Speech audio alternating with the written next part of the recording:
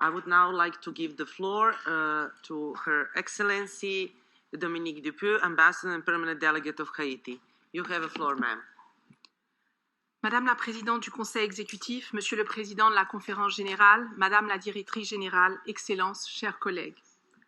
Alors que l'agonie des familles endeuillées se multiplie, que les frontières ferment, que les étincelles de la guerre de l'eau crépitent, que les voisins d'antan se révèlent être Goliath, nous nous réunissons dans un exercice multilatéral de plus en plus fragile, où les aspirations et les malheurs de nos peuples s'entrechoquent.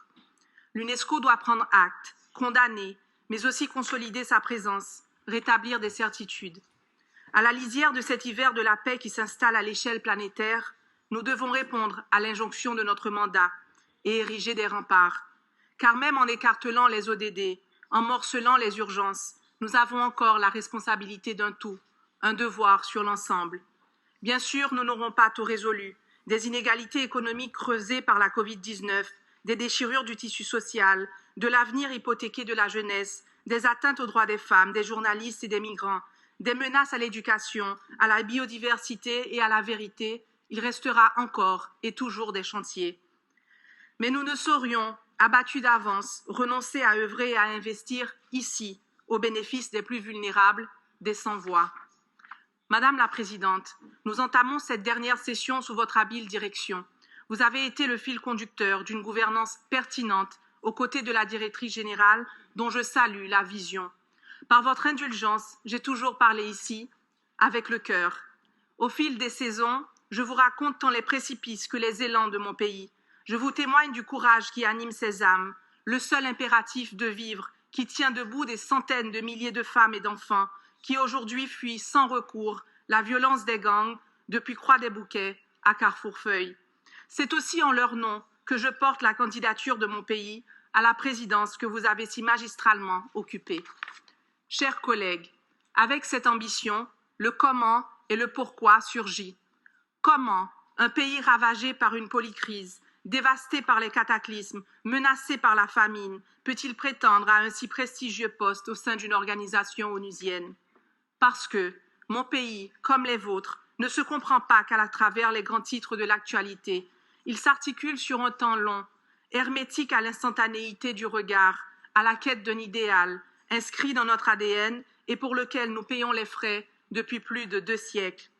Parce que nous n'avons jamais maquillé nos tourments, jamais nié nos défis, que la pleine dimension de notre caractère de peuple, le relief de notre essence, ressort aussi dans les torsions de notre parcours. Parce que les discours de la haine, les artifices du racisme, nous les affrontons la tête altière et nous les transformons en canal de la liberté, d'où nous chanterons à nouveau les espoirs de notre île. Dear colleagues, Haiti is a nation born from the metamorphosis of plantations and abuse and to plains of freedom and promise. I carry the legacy of men and women whose audacity changed the course of history, opening an era of equality and dignity for all. My candidacy stems from the commitment of my country to UNESCO since our adhesion 77 years ago. Through good times and bad, we engage with every sphere of this organization and never waver in our resolve to move forward together. Because when faced with unprecedented trial, Haitians from Catherine Flon to Suzanne Comer-Sylvain still aspire to triumph. We stand upright and remind the world that we matter, that we too belong, that we too have the right to tap into the opportunities of this planet, whether they be economic, social, political, or natural. We too can build together and channel our water to the land of our ancestors until it floods the soul of our youth.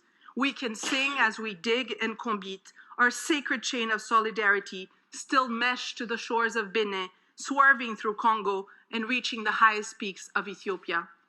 Estimados colegas, mi país comparte un vínculo fuerte y único con nuestra región, un vínculo forjado en las epopeas de Dessalines y Pétion, de San Martín y Bolívar, los libertadores que han esculpido nuestra identidad.